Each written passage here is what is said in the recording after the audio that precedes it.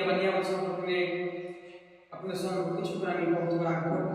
তার আগে কথা বলবো আল্লাহুম্মা সাল্লি আলা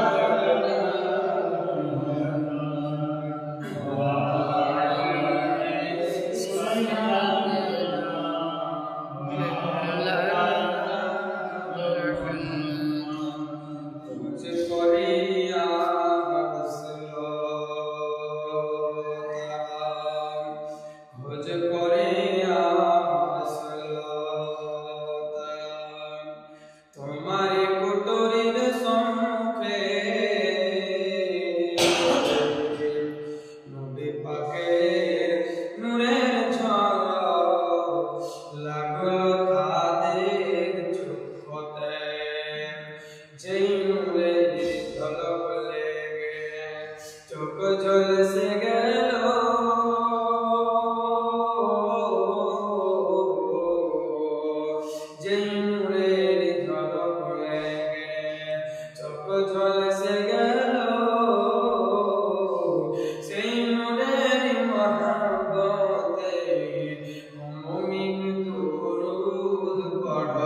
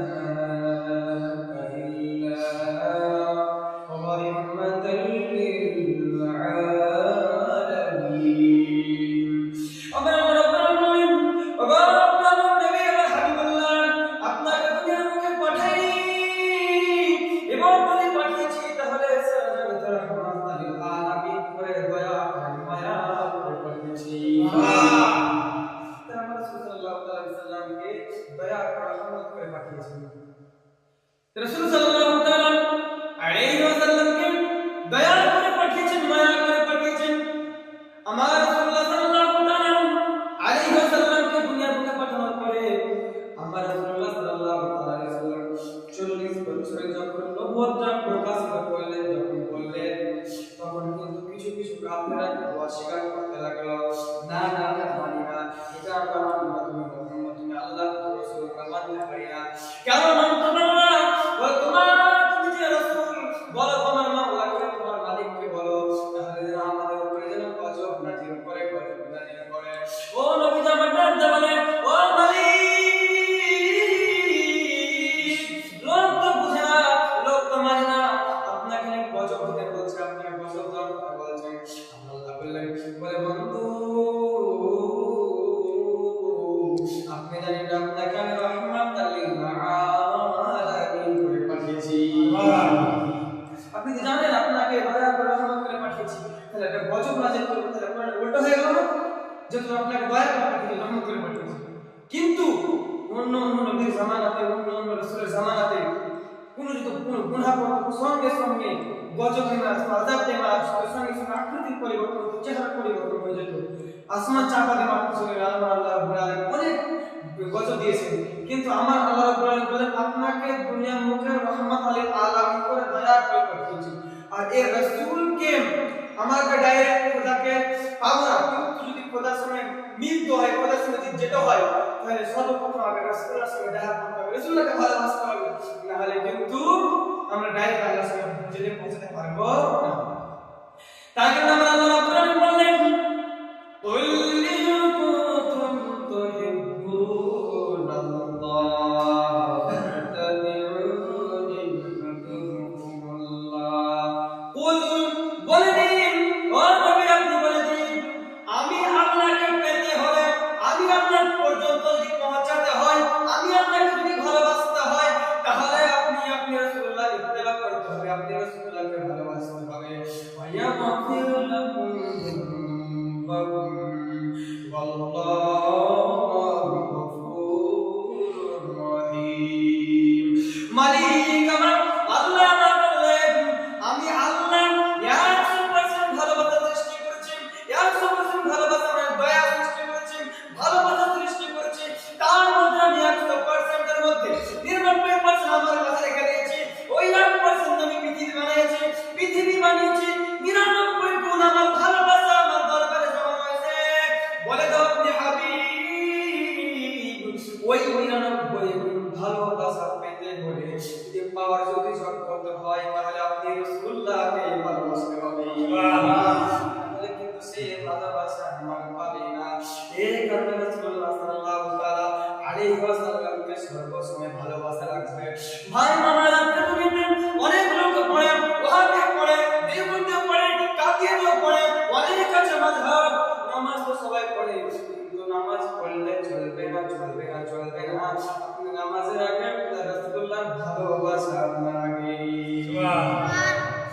বছর আগে রাসূলুল্লাহ ভালোবাসা, রাসূলুল্লাহ ভালোবাসা ঠিক থাকে।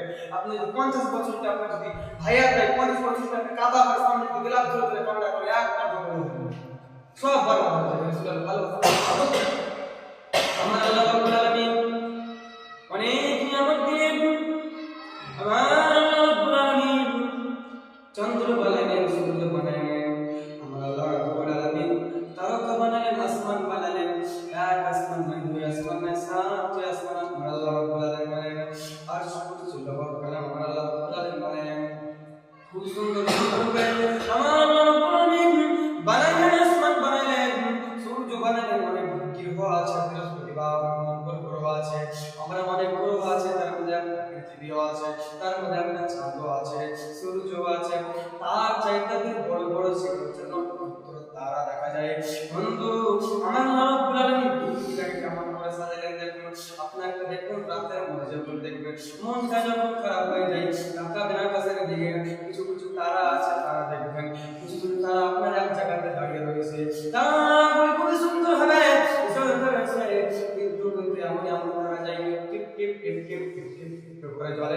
আবার কোনগুলো তারা দেখা যায় সেগুলো মানে দূর থেকে চলাফেরা করে। আমার আল্লাহ রাব্বুল আলামিন খুবই সুন্দর করে পৃথিবী বানালেন, আসমান বানালেন, খুবই সুন্দর করে, খুবই সুন্দর করে বানালেন। আমার আল্লাহ রাব্বুল আলামিন ওই তারার মধ্যে আবার একটা সুন্দর করে একটা চাঁদ দিয়ে দিলেন, যেন আরো যেন সুন্দর লাগে। দেখবেন চাঁদটা দেওয়ার কারণে তারার মধ্যে যখন চাঁদ থাকে তখন দেখতে আরো সুন্দর দেখা যায়। আমার আল্লাহ রাব্বুল আলামিন এরকম করে করে করে করে হাজার হাজার নিয়ামত দিলেন, সুন্দর করে চাঁদ বানাইলেন, পৃথিবী বানাইলেন। মধ্যে আপনি দেখেন হাজার হাজার নিয়ামত। এই দুনিয়ার মধ্যে, এই জমিনের মধ্যে দেখবেন কত রকমের ফল, কত রকমের ফুল দেখা যায়। একটা সঙ্গে আরেকটা মেল খায় না। একজন মানুষ হাজার হাজার মানুষ আছে, দেখবেন একজনের সঙ্গে একজন মিল খায় না, একজনের সঙ্গে একজন মিল খায় না, একজন বলে আরেকজনের সঙ্গে বলে মিল খায় না। ব্যতিক্রম যদি মিলে যায়, কিন্তু দেখবেন দুনিয়ার মধ্যে এমন এমন নিয়ামত আছে, এমন এমন নিয়ামত আছে। দেখবেন একটা আম গাছ, দেখবেন একরকম দেখা যায়, ফুলও একরকম দেখা যায়। যে সিস্টেমে আম ধরে আম, সেই সিস্টেমে আম ওই আম ধরে, কিন্তু আম তো ধরে একই রকম, ফুলও ধরে একই রকম, পাতাও একই রকম, গাছে একই রকম, কিন্তু যখন আপনি খাবেন তার কিন্তু স্বাদটা আলাদা করে দিয়েছে। হাজার হাজার নিয়ামত, এরকম হাজার হাজার নিয়ামত। দেখবেন গাজর একরকম দেখতে, মূলা একরকম দেখতে, ছাই একরকম দেখতে, এটা রং সাদা, এটা রং লাল। আল্লাহ রাব্বুল আলামিন একই রকমের মধ্যে বানিয়ে একই রকম সে ডিজাইন দিয়ে বানালেন, কিন্তু এটা রং লাল, এটা রং সাদা, এর স্বাদ আলাদা, এর স্বাদ আলাদা। এরকম করে করে আমরা আল্লাহ রাব্বুল আলামিন হাজার হাজার নিয়ামত দিলেন, হাজার হাজার নিয়ামত দেওয়ার পর বলেন আমার আল্লাহ রাব্বুল আলামিন সাবি আইনা আলাই রাব্বিকুমা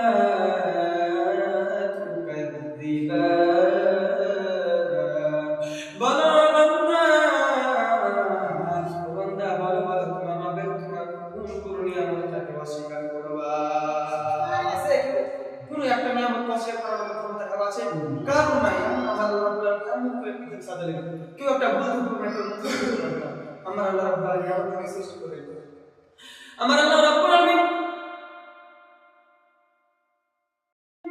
পৃথিবী বানালেন, সূর্য বানালেন, জমিন বানালেন, আসমান বানালেন। তারপরে আমার আল্লাহ রাব্বুল আলামিন বললেন আমি আল্লাহ হাওয়া চালাই, আমি আল্লাহ বিনা পয়সায় হাওয়া দিই। মসজিদে আপনি এসে লাগান, বিল লাগান, ফ্যান চালান আপনি, বিল লাগবে, বাল্ব চালান বিল লাগবে, আপনি যখন পানি দেবেন জমির মধ্যে বিল লাগে, আর অন্য কাজ করবেন কারেন্টের বিল লাগবে, অন্য রকমের বিল লাগবে। কিন্তু মালিক আমার আল্লাহ রাব্বুল আলামিন বলেন বান্দারে আমি বিনা পয়সা আমি হাওয়া দান দিলাম, বিনা পয়সা তোদের আমি নিঃশ্বাস চলার মতো ক্ষমতা দিয়ে দিলাম, বিনা পয়সা আমি তোদেরকে এক জায়গা থেকে আরেক জায়গা দেখা, কত সেকেন্ডের মধ্যে এক জায়গা থেকে আরেক জায়গা থাকার ক্ষমতা দিয়ে দিলাম। বান্দারে এক জায়গা থেকে আরেক জায়গা যাওয়ার অধিকার দিয়ে দিলাম।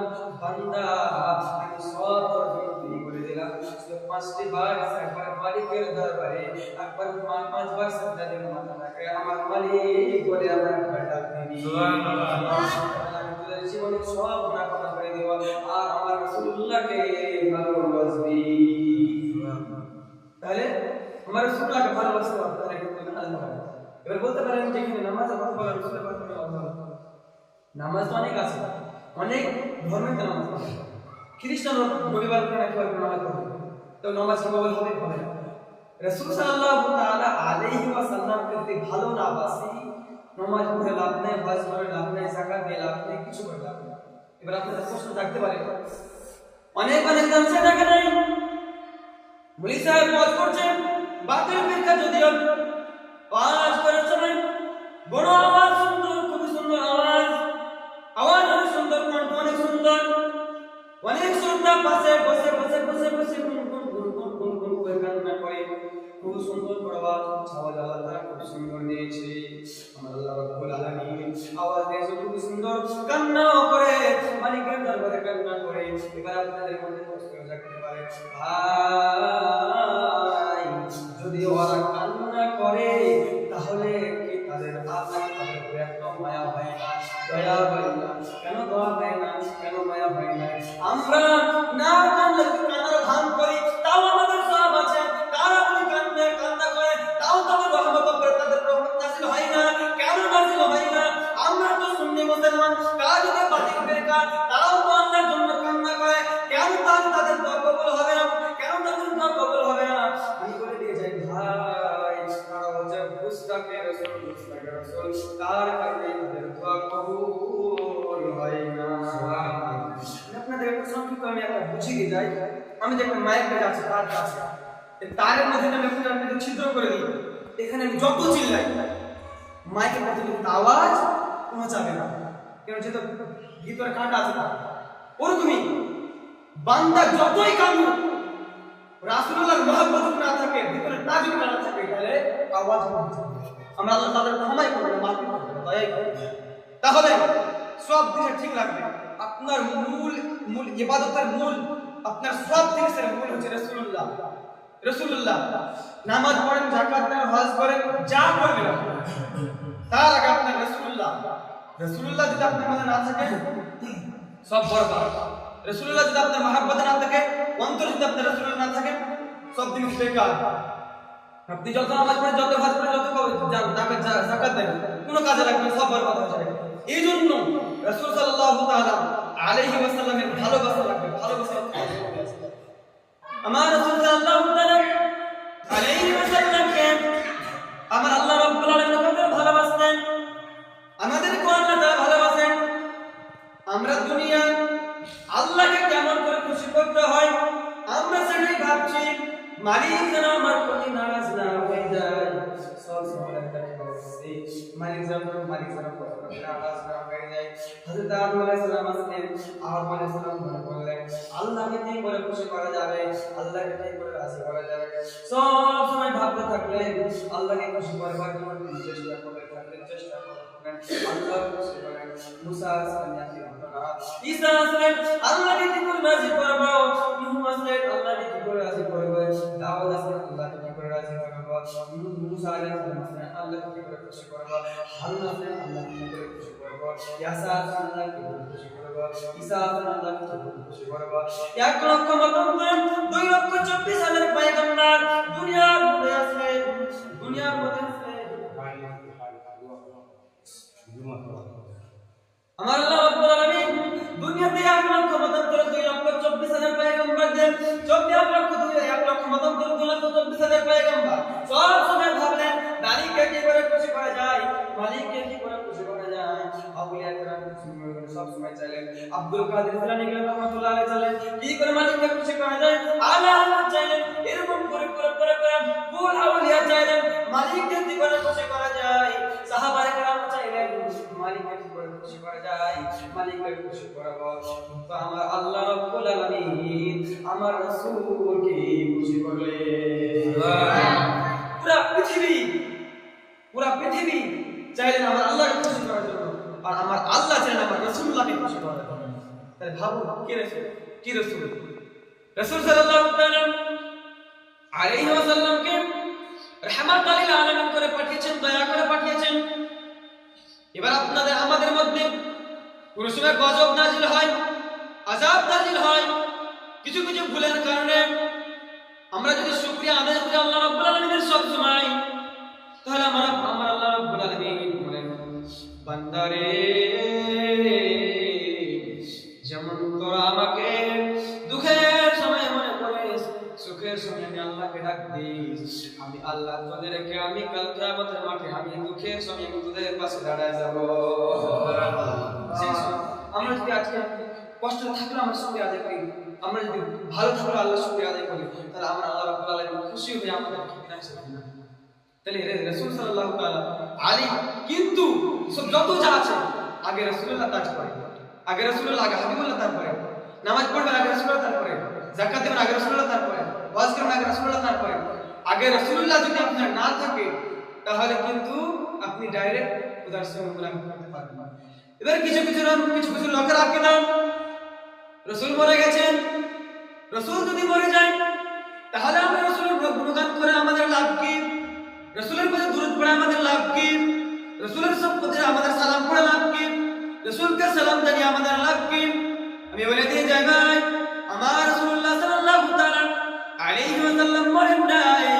আমার আল্লাহ রাব্বুল আলামিন বললেন কোরআন শরীফের মধ্যে, ওয়ালা তাহসাবান্নাল্লাযীনা কুতিলু ফি সাবিলিল্লাহি আমওয়াতা বাল আহয়াউন ইনদা রাব্বিহিম ইউরযাকুন।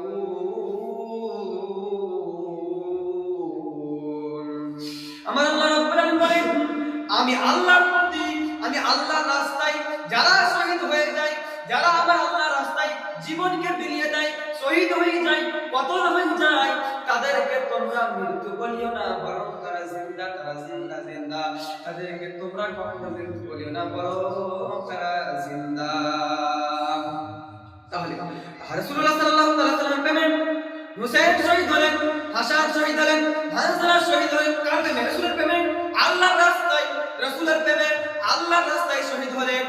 তাহলে এবার বলুন বন্ধু, হাসান হোসেন যদি রাসূলের প্রেমে শহীদ হওয়ার কারণে, হানজালা যদি রাসূলুল্লাহ সাল্লাল্লাহু তাআলা আলাইহি ওয়াসাল্লামের প্রেমে শহীদ হওয়ার কারণে, হযরত বেলাল রাদিয়াল্লাহু তাআলা আনহু রাসূলুল্লাহর প্রেমে মার খাওয়ার কারণে, আমার রাসূলুল্লাহ সাল্লাল্লাহু তাআলা আলাইহি ওয়াসাল্লামের প্রেমে যদি সাহাবায়ে কেরাম যদি শহীদ হয়, তারা যদি মৃত্যু না হয়, এবার বলুন নিয়াটা একটু খাটিয়ে দাও, মাইন্ডে একটু খাটিয়ে দাও, যার জন্য তিনারা শহীদ হলেন সে যদি মৃত্যু না হয়, তাহলে যার জন্য শহীদ হলেন সে কিভাবে মৃত্যু হতে পারে? রাসূলের জন্য শহীদ হচ্ছেন, যারা শহীদ হচ্ছেন রাসূলের জন্য, রাসূলের প্রেমে, তারা যদি মৃত্যু না হয়, তাহলে যার প্রেমে শহীদ হচ্ছে তারা সে কিভাবে মৃত্যু হতে পারে? এই কারণে রাসূল সাল্লাল্লাহু তাআলা আলাইহি ওয়াসাল্লাম আমাদের মৃত্যু না, শুধু এখানে একটা আয়াত দিলাম আপনাদের সম্মুখে, কিন্তু এরকম হাজার হাজার আয়াত এবং কোরআন হাদিস থেকে প্রমাণ আছে। এরকম রাসূল সাল্লাল্লাহু তাআলা আলাইহি ওয়াসাল্লাম যদি কেউ মৃত্যু মনে করে তাহলে তার ঈমান থাকবে না। শুধু এটা নয়, আপনার কি রাসূলুল্লাহ সাল্লাল্লাহু তাআলা আলাইহি ওয়াসাল্লামের উপরে আপনার প্রত্যেকটা ঈমান রাখতে হবে। রাসূলুল্লাহ নূর, রাসূলুল্লাহ হাজির নাজির, আমি যদি মনে করেন রাসূলুল্লাহকে নূর মানলাম, হাজির নাজির মনে করলাম, জিন্দা নবী মনে করলাম, হায়াতুন নবী মনে করলাম, রাসূলুল্লাহকে সবাই মনে করলাম, কিন্তু আমি একটা মনে করলাম না, কি আমি একটা ভাবলাম না বা মানলাম না, সেটা হচ্ছে রাসূল সাল্লাল্লাহু তাআলা আলাইহি ওয়াসাল্লাম কাল কিয়ামতের মাঠে আমাদের মাঝে দাঁড়াতে পারবেন না, সাক্ষাৎকারী হবেন না। যদি কেউ মনে করে তাহলে হাজারটা মানার পরে একটা ভুল করলে সব বরবাদ। আমি একটা শেষ কথা বলে দিই আপনাদের সম্মুখে।